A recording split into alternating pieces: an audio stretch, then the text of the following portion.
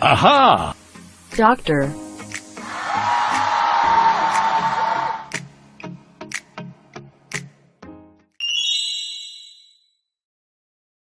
안녕하세요. 예진산부인과 원장 오상윤입니다.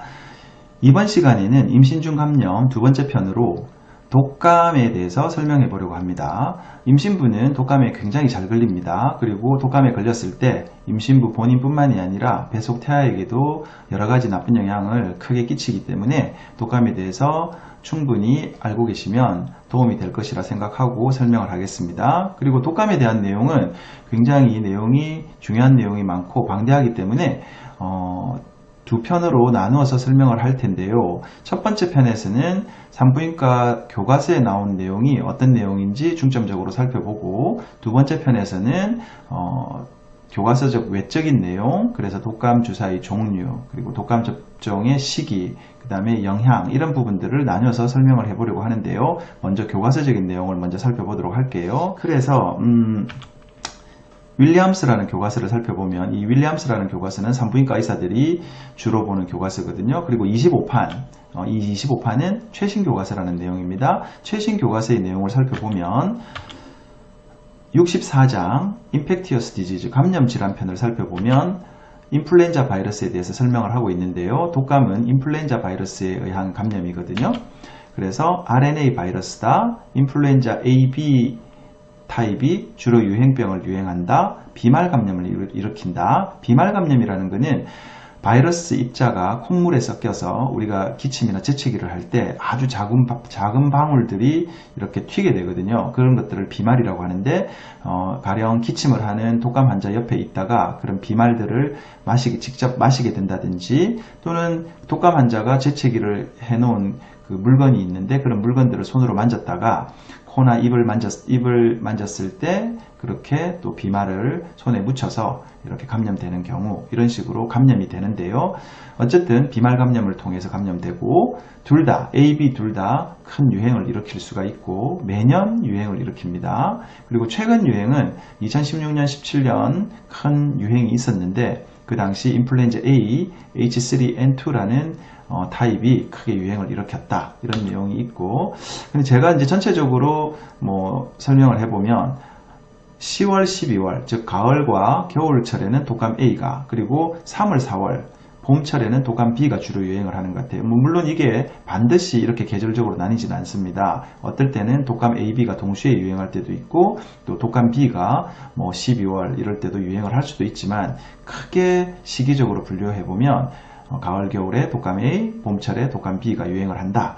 그러면 지금 이렇게 설명하는 지금 이 시간이 2월이니까 독감 B가 곧 3, 4월에 유행할 것이다, 이렇게 알 수가 있겠죠. 그래서 이렇게 독감 B가 곧 유행할 것을 염두에 두고 이 설명을 들으시면 좀 더 이해가 잘 될 것입니다. 그래서 최근에 기사를 한번 살펴봤어요. 2020년 2월 3일 최근 기사죠. 중앙일보에 독감 사망자가 1만 명을 돌파했다. 즉 이거는 우리나라가 아니고 이제 미국 기사인데요. 미국에 벌써 독감 사망자가 1만 명이 돌파했다네요.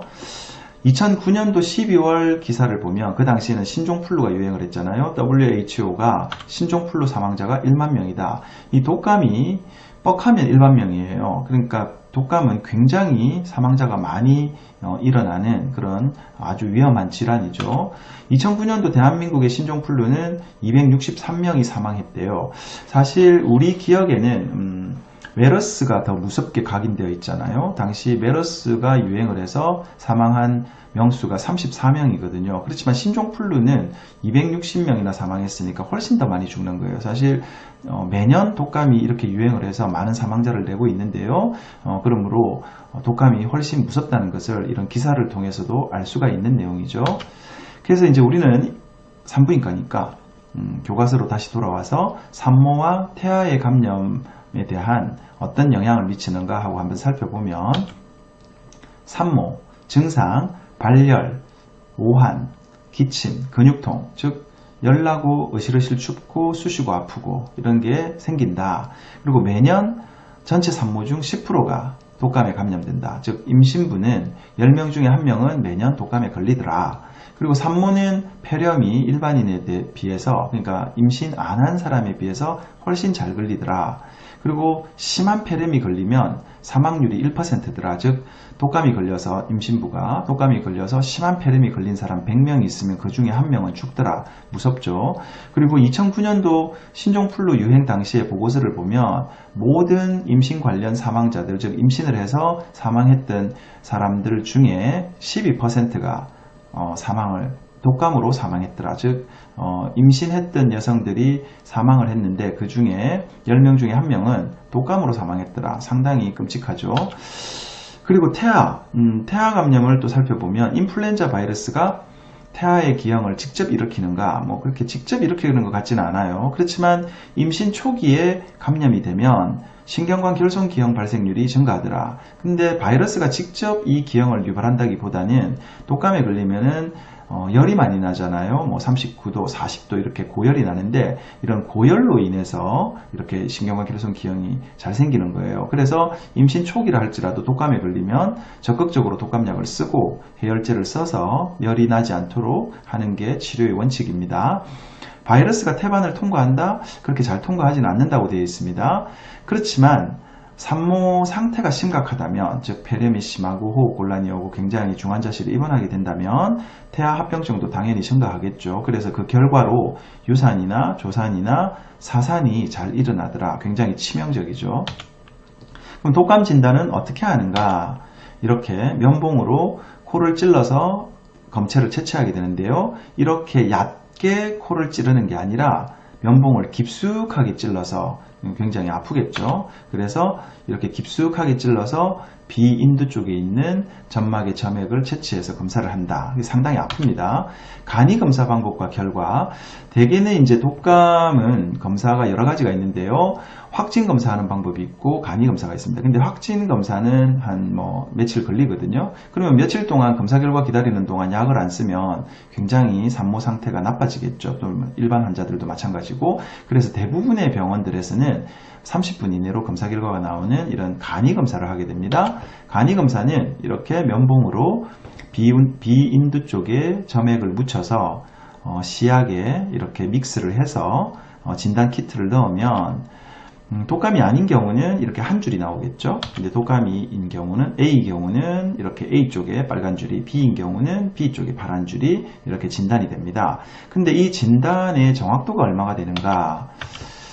간이검사 진단 정확도를 보면 민감도가 한 40에서 70%, 평균 한 50% 정도 되겠죠. 이 민감도라는 말이 무슨 말이냐면은 질병이 있는 사람을 질병이 있다고 진단하는 것을 민감도라고 하거든요. 그러면 이 검사는 했을 때 독감이 있는 사람 중에 50%만 독감이 있다고 진단을 하는 거예요. 그러면 독감이 있는데도 아니라고 진단되는 경우도 50%가 된다는 얘기예요. 그래서 치료를 결정하는 것은 이 검사 결과에 전적으로 의존하지는 않습니다. 물론 독감 검사, 이 간이 검사에서 양성하고 진단이 되면 당연히 독감약을 써야 되겠지만, 비록 음성이 나올지라도, 그러니까 독감이 검사에서는 아니라고 할지라도 진료하는 의사가 당시 유행 상황과, 그러니까 뉴스 같은 걸 보면 속보로 독감이 유행합니다 하고 뉴스가 뜨거든요. 그래서 그런 유행 상황과 그 다음에 환자의 증상을 종합해 볼 때, 이거는 간이 검사에서 독감이 아니라고 나오더라도 의사가 독감 같다라고 판단하면 독감약을 처방하게 됩니다. 확진 검사 결과 기다린다고 이렇게 늦게 치료하지는 않는다는 얘기예요. 그럼 독감 치료는 어떻게 하는가? 독감 치료제는 타미플루, 먹는 약이죠. 여러분들도 잘 알고 있는 약이에요. 우리가 이제 신종플루를 한번 겪었기 때문에 당시에 타미플루 하고 많이 뉴스에서 나왔기 때문에 독감약은 타미플루라는 건 다 알고 계시고, 그 다음에 먹는 걸 못 먹을 때는 이렇게 흡입하는 리렌자, 주사로 맞는 페라미플루 이런 것들도 있습니다. 그렇지만 임신부들은 전통적으로 독감약으로는 타미플루를 오랫동안 써왔기 때문에 안정적으로는 먹는 약을 처방하게 됩니다. 근데 이 약이 미국 식약청 카테고리 C 등급이거든요. 이 카테고리 C라는 거는 임신부에게 투여했을 때 드물게 1% 이내로지만 드물게 기형을 유발할 수 있는 약입니다. 그래서 그냥 막 그 약을 처방하지는 않고 이런 C 등급의 약은 처방을 했을 때 훨씬 치료 효과가 약의 부작용보다는 훨씬 우월해야 됩니다. 그러니까 약을 썼을 때 이점이 많아야 쓸 수 있는 약이라는 거죠. 사실 근데 독감은 임신부와 뱃속 태아에게 나쁜 영향을 많이 미치기 때문에 이런 C등급의 약을 써서라도 치료를 하는 것을 원칙으로 합니다. 그래서 정상 48시간 이내로 타미플루를 처방하고 하루에 2번 5일 복용하는 것을 원칙으로 하고, 그리고 빨리 복용할수록 빨리 낫는다는 그런 결과가 있습니다. 예방접종, 그럼 예방접종에 대해서 한번 살펴볼게요. 질병관리본부가 99년도 4월에 독감 예방과 치료에 대한 이런 공고문을 발표하는데요. 예방접종 대상은 누구냐 하고 이렇게 대상에 대해서 설명을 해놨는데, 맨 마지막 줄에 독감 계절 동안 임신 2분기 또는 3분기가 되는 여성들은 맞춰라. 근데 이게 지금 99년도 권고문이거든요. 제가 99년도 권고문을 왜 들고 와서 설명을 하냐면, 제가 2009년도 신종플루 유행을 할 때 당시 개원한 지가 한 3년 정도 되는 시점이었는데요. 신종플루가 막 유행을 하니까 제가 제 임신부들에게 독감 예방주사를 막 마치고 있었어요. 근데 어느 한 임신부가 타 지역에서 이사를 오신 거예요. 그래서 병력을 이제 문진을 해보니 독감 주사를 안 맞으셔서 제가 독감 주사 맞으셔야 되겠네요 라고 설명을 했더니 눈을 동그랗게 뜨고 의심의 눈초리로 독감 주사를 맞으면 안 된다던데요. 뱃속 애기한테 나쁘다고 저는 소리를 들었어요. 사실 이제 당시 지금으로부터 한 10년 전, 15년 전만 하더라도 독감 주사를 산모에게 맞춰야 된다는 것을 산부인과 의사뿐만이 아니라 여러 과 의사들도 좀 알쏭달쏭하는 시점이었어요. 그래서 그 임신부는 그렇게 들었나 봐요. 그래서 주사를 안 맞겠다고 하시길래 저도 가오가 있으니까, 그래서 이 권고문을 보여주면서 보세요, 벌써 99년부터 당시로 보더라도 10년 전부터 임신부는 맞아야 됩니다 라고 설명하고 있지 않나요? 그래서 맞으시면 좋겠습니다 라고 했는데, 결국 해당 산모는 그래도 의심의 그 골이 깊으셨던지 안 맞았던 기억이 있어서 제가 이 권고문을 봤던 그 당시 설명을 들었던 기억이 있어서 이걸 발췌해서 여러분들에게 보여드리는 겁니다.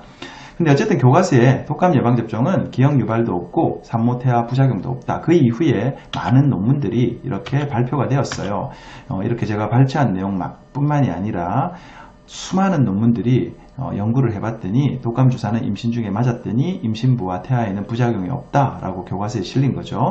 그래서 교과서 다시 돌아와서 9장에 보면 프리네이탈 케어, 임신 중 치료를 어떻게 하는가 하는 교과서 내용을 살펴보면 임신 중 예방접종 권고사항이라는 테이블이 있어요. 거기 보면 인플루엔자는 독감이죠. 4백신으로, 이제 이 백신은 생백신도 있고 4백신이 있는데 독감 예방주사 중에 4백신, 즉 죽은 바이러스를 예방하는 주사거든요. 그 4백신을 누구에게 맞느냐? 9월에서 5월 임신 주수와 상관없이 모든 임신부에게 맞춰라 하고 교과서에 정리가 되어 있는 거예요.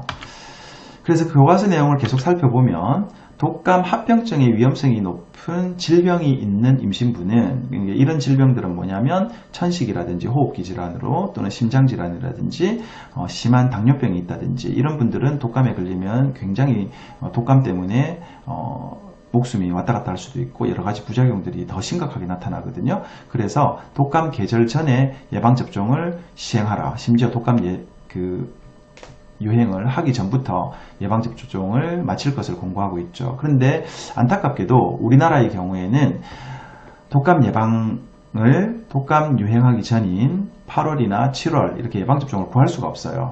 우리나라 같은 경우는 제약회사가 독감 예방접종을 9월 초나 9월 중순에 출하를 하거든요. 그러면 이런 고위험 임산부들은 독감 주사가 나오자마자 빨리 예방접종을 맞아야 되겠죠. 그리고 그 다음 내용을 보면 임신 중 예방접종을 접종하면 산모 예방뿐만이 아니라 생후 6개월 내에 태어난 아기들도 독감 발생률이 63%로 감소하더라. 즉 3분의 1 정도가 독감에 안 걸리더라. 엄마가 예방접종을 맞으면 아기도 항체를 가지고 태어나서 면역력을 가지게 되더라예요. 얼마나 좋아요. 산모가 한 번 맞아서 아기까지 예방이 되니까 일석이조가 되는 거죠. 그리고 그 다음 내용을 보면은 임신 중 예방접종은 태어난 아기들이 임신 중에 예방접종을 맞게 되면 태어난 아기들이 모든 열성호흡기 질환이 3분의 1로 감소하더라. 사실 이제 아기를 낳아서 길러보신 부모님들은 다 이해하시겠지만 아기가 태어나서 막 열이 나고 막 호흡기질환으로 기침하고 막 이렇게 괴로워하면 밤에 간호하는 게 보통 일이 아니거든요. 그런데 임신 중에 이 독감 예방주사를 맞았더니 그런 열나는 호흡기 질환이 3분의 1로 감소하더라. 그러니까 예방주사를 맞으면 육아도 편하다는 내용이에요. 그래서 이런 내용들을 살펴보면 당연히 예방주사를 맞아야 되겠죠. 게다가 제가 이 내용을 또 임신부들에게 꼭 이렇게 소개하고 싶더라고요. 현재 질병관리본부 홈페이지에 가면 세레브랄 팔시편 뇌성마비 편이에요. 그래서 뇌성마비를 예방하는 것을 어떻게 하라라고 이렇게 공고문이 나와 있는데 during pregnancy, 임신 중에 이렇게 하면은 뇌성마비가 예방됩니다 하는 내용들 중에 5번째 항목에 보면 아기의 뇌성마비를 예방하려면 임신 중 독감 주사를 맞으세요 라고 되어 있죠. 이 정도까지 설명을 했는데 임신부들께서 독감 주사를 안 맞을 이유가 있나요?